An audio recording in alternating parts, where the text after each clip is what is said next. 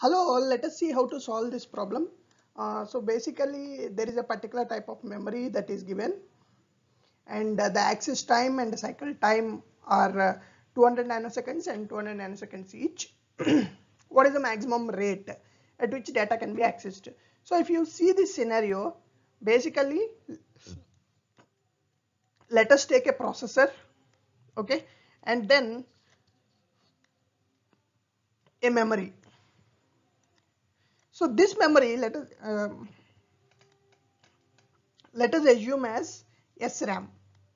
Okay, because cycle time and access time are associated with the RAM memory, let us assume a SRAM, and there will be interaction between the processor and the memory. So now what happens is, when a processor tries to talk with the memory, the processor if there can be two things here. When it can write, it can read.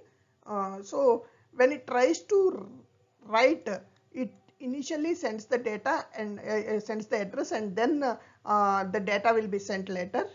Whereas when it tries to read, the processor sends the address, and then the particular memory location, the data in the memory location will be sent back to the processor. So this is how the read and write operations happen.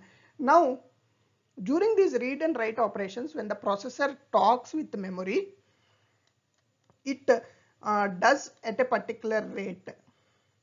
Rate is nothing but the frequency of operation that happens between processor and the memory. So that is what we have to determine here for this particular interfacing.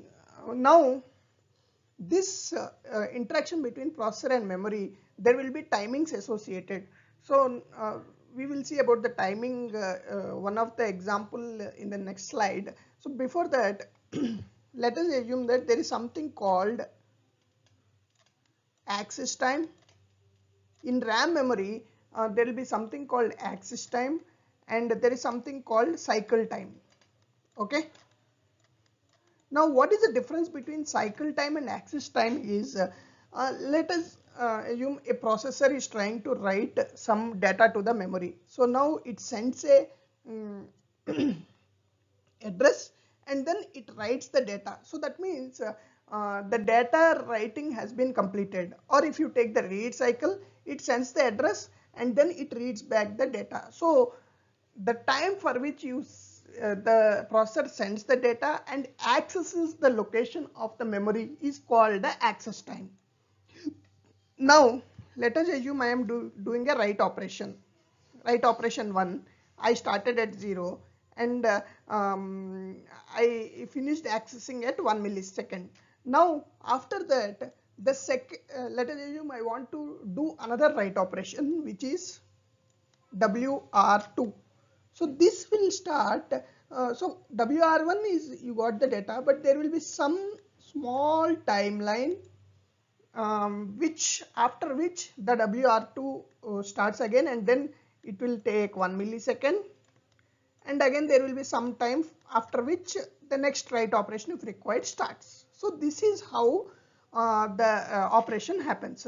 So in this case, the 0 to 1 millisecond is called the access time, and 1 millisecond plus t, whatever, is called the cycle time. So cycle time is nothing but where the second operation from the processor can start post the first operation, which indicates that the time period at which the operations can happen, the memory operations can happen.